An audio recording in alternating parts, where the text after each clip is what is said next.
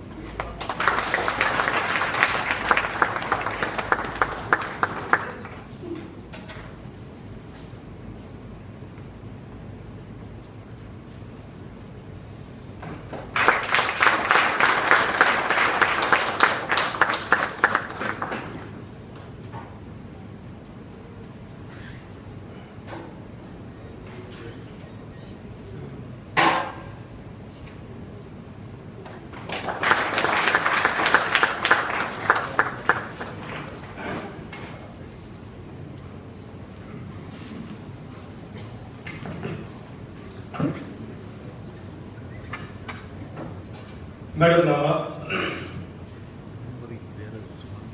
Vice Chief of Naval Staff, Admiral Nama, my colleague flag officers, ladies, and my officers from my organization.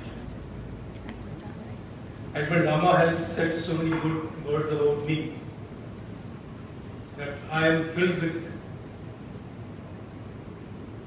I don't know what all to express, but it has been a pretty long inning with me for 40 years. Somebody asked me, you are retiring? I said, yes. What is your age? I said, 60. Yes, he said, 60, yes. I said, not 60, I am 61. No, but you retired at 60? I said, my parents never believed that I will do wonders when I grow. So they put me, and today I will talk all non-technical things, please excuse me, because there are ladies around. So they put me, reduced me by about 6-7 months, but I failed them. I did good in my life, as I studied well. If now Admiral Nama has touched my chord, when he talked about UES of 73, if not mistaken, November it was.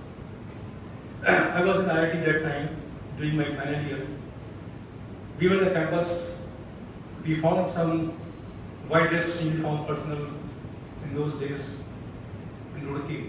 So I wondered what they are doing here. Somebody said they are picking the boys in the final year to go to Navy.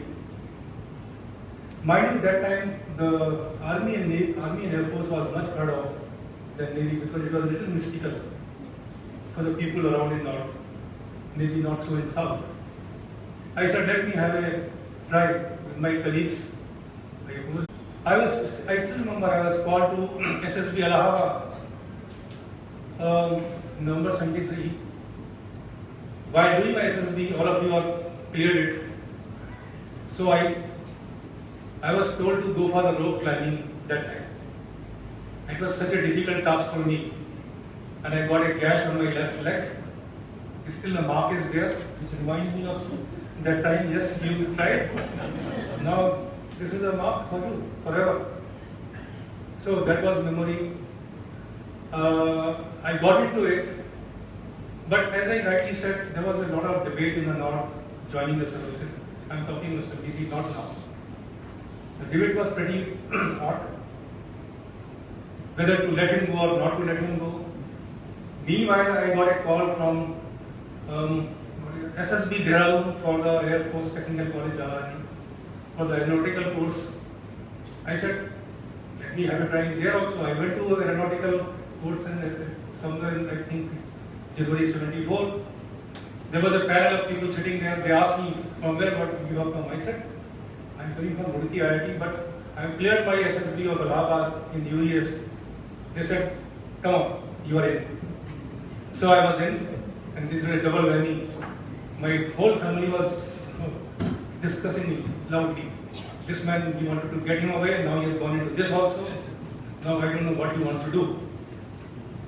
So they were discussing whether to allow him or not to allow him. Now the old timers like ECNS will realize that in summers of 74, India went Pokhran, nuclear explosion took place. There was a fad all around. India is going nuclear. All your power stations will run on the nuclear plant. There won't be any deficiency of any power. And the air was full thick of nuclear and whatnot. I think IIT Kanpur that time took the clue, or whether they were knowing about it, about the Pokhran explosion. It was the first batch in IIT Kanpur of 74 summers when they had MTech in nuclear technology somewhere in June. So as the discussion was going on very hot in my house, whether to let me go or not, I said, please keep on discussing, let me go for nuclear. So I took a train from Agra, my native place, to have a try for this nuclear technology, which was something new. The people from north will realize there's a place called Tundla. The train stops that take for almost 1.5 or 2 hours. Let me recollect. So as I was sitting in the train, got down, went out to have some water from outside, saw the illustrated weekly by Kushwant Singh. And that illustrated weekly was having the nuclear explosion at the top. Inside that illustrated weekly was all the jugglery of nuclear technology, alpha, beta, gamma waves, isotopes, fusion and whatnot. As I was approaching to IIT Kanpur for the nuclear, my field, which is, I thought I'd get into it, went into it completely, gone through it, maybe over 20 pages or, got down at Kanpur, went to the panel. There was I think 4 or 5 people were there. To my surprise, there were about 150 to 200 people waiting there, engineers, to get into the seats for 15 numbers in the nuclear technology MTech. To my good luck or bad luck, they asked me the same questions which I have gone through in the LSD. And I was in double fix. I was trying to wriggle out myself from the 2 and then all third as well. You are in. You have got 3 days time, please decide.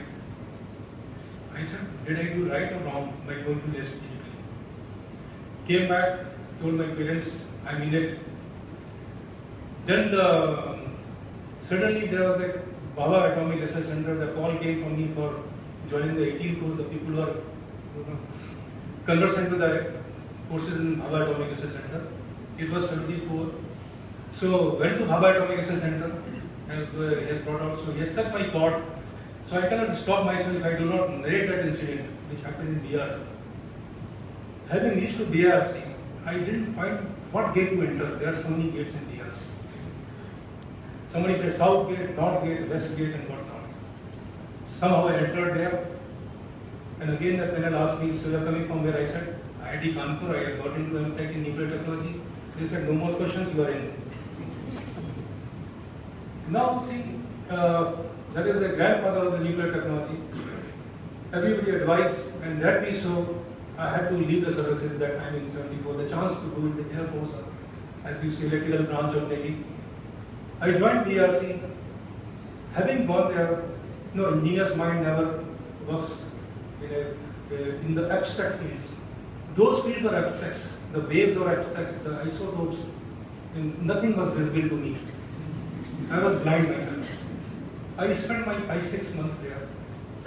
Having spent my 6 months, I thought what I am doing here. And there were, mind you, that time there were 7,000 engineers, some scientists in the Bhabha Atomic Research Center. I could not fit myself in that environment because engineers think they have to create, they have to do something which is visible. And what I was doing was invisible.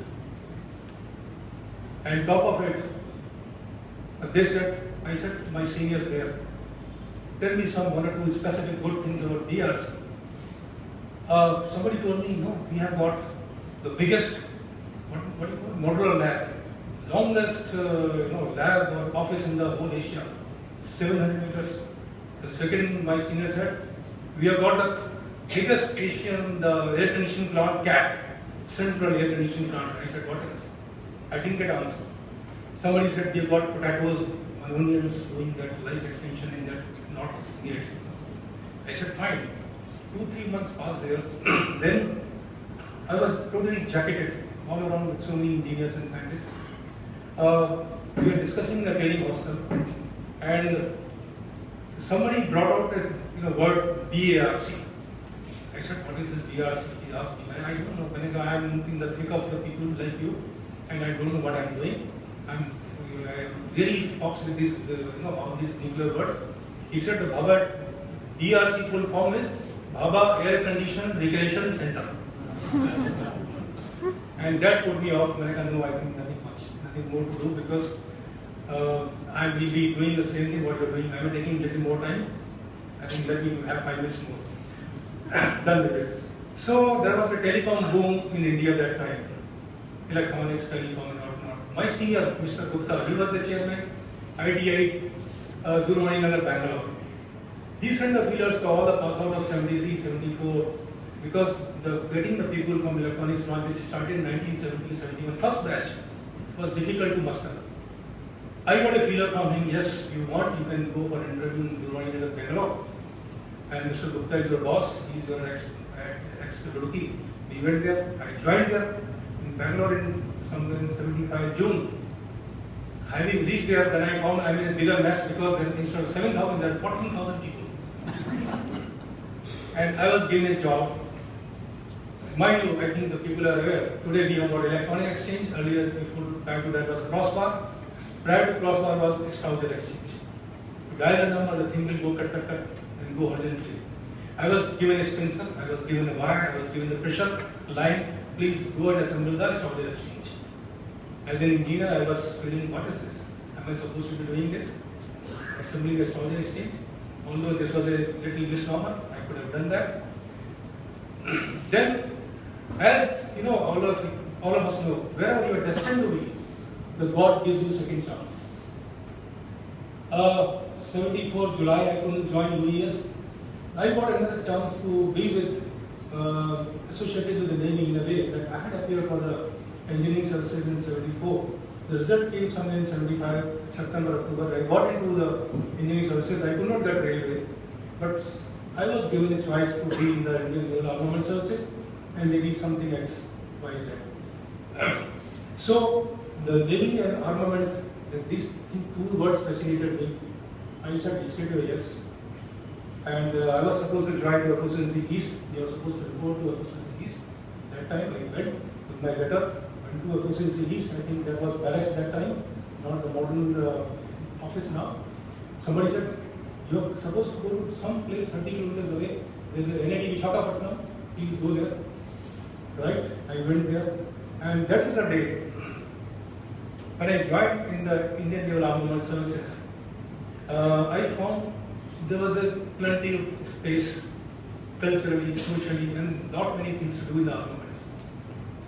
And I found the space which I was really, feeling for. Being in 15,000, being in 7,000 odd crowd. When I found a space, perhaps, maybe rightly or wrongly, I never looked back. And that is the happiness which comes to my mind. Never look back, keep moving, keep moving, keep moving. I had, I think, wooded path than you people have. But today I am standing here to share my experience with you, because I took a little wooded path, and perhaps I am in the same place. No regrets, kept on adding my experiences of professional life, my cultural life, social life, my family, my daughters, everywhere. So this has been the story. The story doesn't end here. I'll take 5 minutes more. Having finished all that, I was told, now you have finished your training, fine. You go to the island called Karanja Island. Those days I heard only island, Lanka Island, what is it, Ceylon Island and whatnot island. Karanja Island was a new misnomer. Went to Karanja Island, mind you, in 1976. Karanja Island, I think Nama will appreciate, 76, 77, it was nothing. There was one Hodiwala bungalow, which was a spooky place, full of ghosts. Even the movie Mahal was shot there. Ashok Kumar, Hodiwala. I was told to dine there. And I was told this is your house, some thatched house of, I think somebody left it there, the British people, and then I was told you stay here and dine here. With me there was one Lieutenant Garg, I still remember that guy in electrical.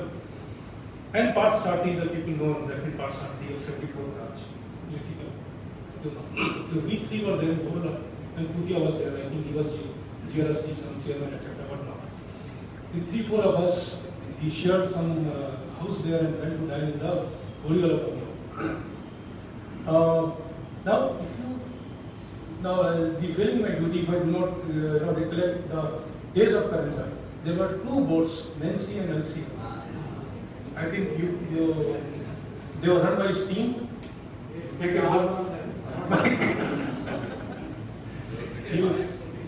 You sit in a boat in Karanja, you never know whether you will land at Naval Dockyard or perhaps you land at Colaba Lighthouse, which is 2.5 hours away. No communication of any cell phone or whatnot. So the girls used to take chance. They were going to Bombay for study. You took a boat in the morning. After reaching there, they booked a phone call. Not STD. Yes, we have reached. There was a tough weather, but we are down in the Naval Dockyard. So those were the days of Karanja. One small incident which comes to my mind because I am in a flow. In '78, there was a movie called Exorcist. I think most of you have seen it in the movie hall called Leader. It was a night show, 9 to 12. And there was myself and Parth Sarthi. We said, what to do? When I said, let us go to this movie, what else to do? We came to the Bombay, purchased a ticket, went to the hall, saw the movie, and when this Exorcist was thrown out from the window, enough.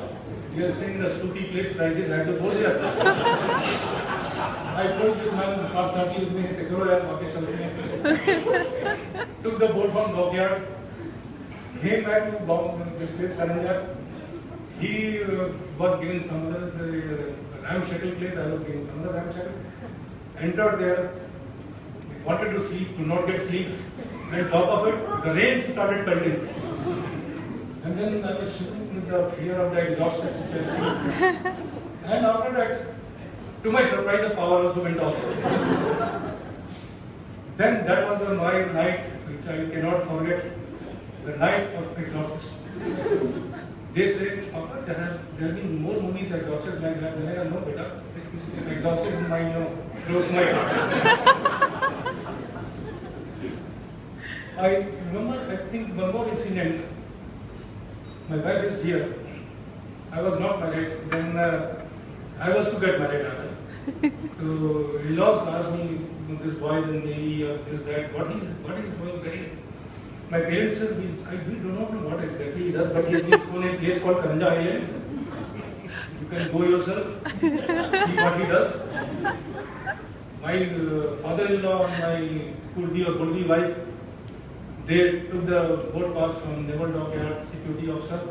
Somehow they wanted to come to Karanja. I said, fine, please, you're most welcome. But in my heart, I was feeling, what to do? Where do I dine there? There was a place called Hodiwala. And once they see Hodiwala, they know the history of the place. They will first boat, they will take a loan again. Doesn't matter. They came here, and I took them to Hodiwala. We had a dinner. And the moment I told the story, they wanted to go back. Enough. Then that was a golden chance for me because the people staying in Karanja, they will never have to look at the face of the female, which is a nice female, not now.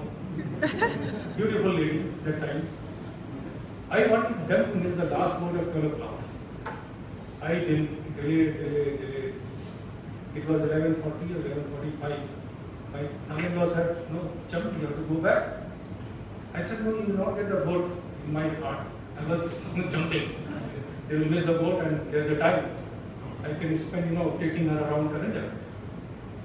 Father-in-law called us, there used to be 300 those days, there was no other transport. The 300 driver, please drop us to the jetty, we take a chance. Little bit to my setback. Okay, come on, let's try. We went to the jetty, and to the surprise, a brave boat was there. And she left with her father. And father said while he was departing, Chum, it is a freedom at midnight, Jawaharlal Nehru. And I was glued to my place. I was telling something else, Neeraj, if you remember the old song, Karma Guzar Gaya, Dobaro Dekhte Rahe. So, that was incident. Coming to my professional life, I think having said so much about the entertainment of ladies, Karanja those days was not having anything much to say or talk about the guided weapons. There was only one missile which is called Seacat missile, which is infrared seeking. Later on we started getting the SAM 2, 933, Igla, Uran, Barak, and now of course this SM-39 French missile. It has taken a long journey. Same so for the steam gas torpedo used to be, I think old timers will realize, this is a torpedo fire and forget in what we see in the Second World War. No guidance of any kind, no movement of any kind. It's like a ship, underwater ship. Today we have got all the latest with us, the German torpedoes, and cylindrical, 71, all that, etc. And of course, American torpedoes with the PAI. So armament also has taken a long journey from the time which I had joined. During my period of 39 years, which I have seen in my career in the armaments branch of Navy, there have been emphasis on 3-4 points. I feel there is a need to re-emphasize all the flag officers who are present here. You see, the armament today is what? It's a lever in your body. You work with your hands, you move with your legs, you see the things with your eyes, think with your brain. But have you any time thought what goes to do all this? It's the lever which works for you. It's the lever which gives you energy to do the things. Now, this armament is something like a lever of your body. I feel the due importance need to be given to this lever, which is part of your Navy, in the same way like communication, general aviation, navigation, and whatnot, other branches. Because if you ignore this armament, hopefully not, with the present setup, you imagine the situation where the ships, submarines, helicopters, aircraft, they are without armaments. They won't be nothing more than your toys. Sorry to say that. So my request to all of you is, I will be leaving tomorrow and going to my own sajal, that please give the due importance to armaments. And if you give the importance to armaments, it's your own field which you will be nurturing. Now in the armaments, there are a few things which I feel are more important. One is the price we pay to acquire the armaments. Today, I think you will realize, not only armaments and other fields, how much we are pleased by the OEMs. They charge me almost 20-30 times than what I can produce in India. So we have to do the indigenization to the armaments. A small thing comes to my mind, perhaps, is there's a small casket, mechanical casket in the German torpedo. When I was, because I do the procurement of almost 1,000 crores in a year, so when this, the price was told to me, it is costing, let's say, 25 lakhs rupees on a small casket. Now, well, you can imagine, you can buy the, I think, Mercedes-Benz or BMW car in that price. So why we are paying so much of your own money, which is paid by you and me in tax form to the government? I think we have to go, per se, with a full hop on the indigenization. Another thing which comes to me is that is the life extension. The missile of torpedo cost me today, I think I should not reveal the cost, but it's in crores, not only 10, in decades of crores. One missile. The life will be 10 years, 12 years.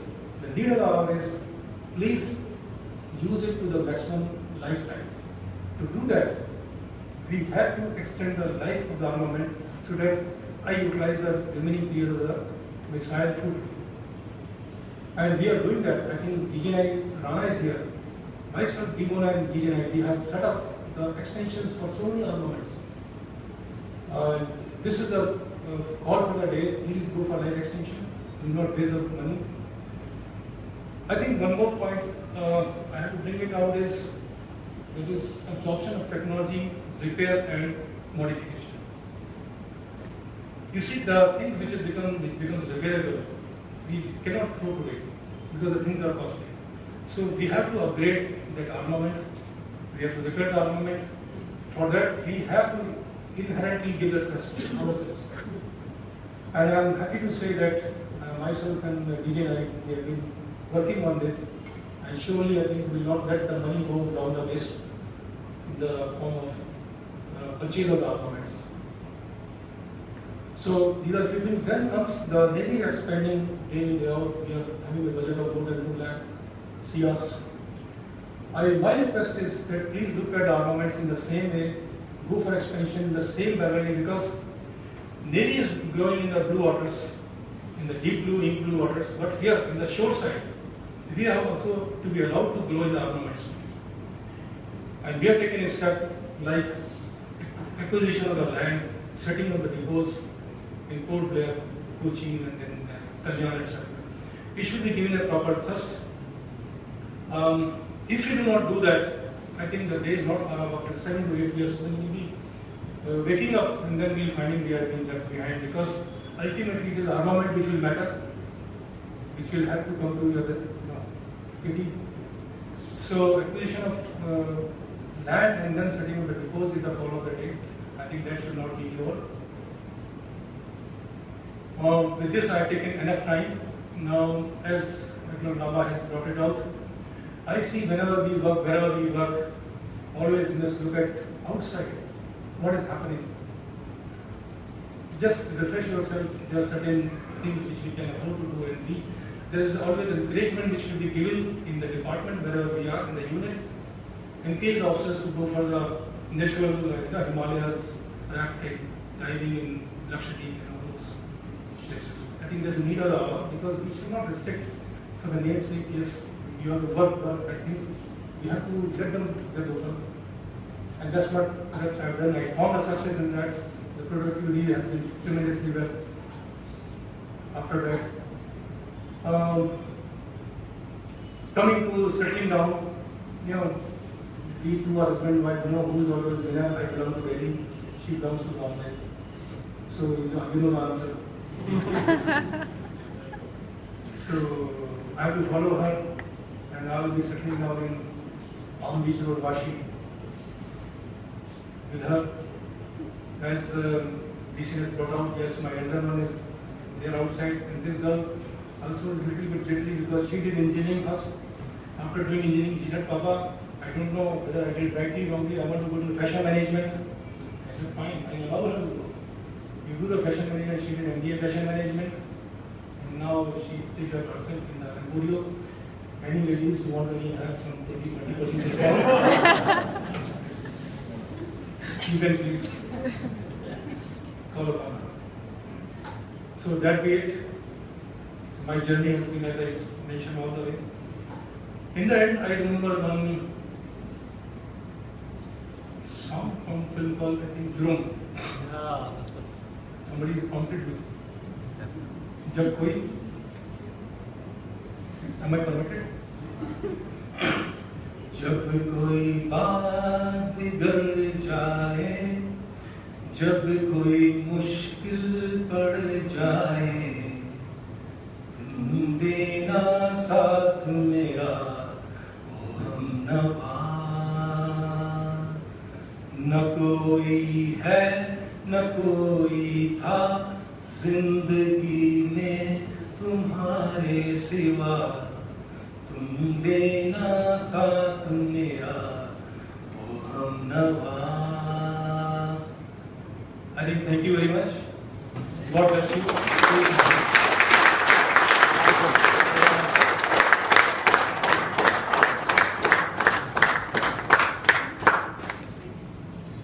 A little long.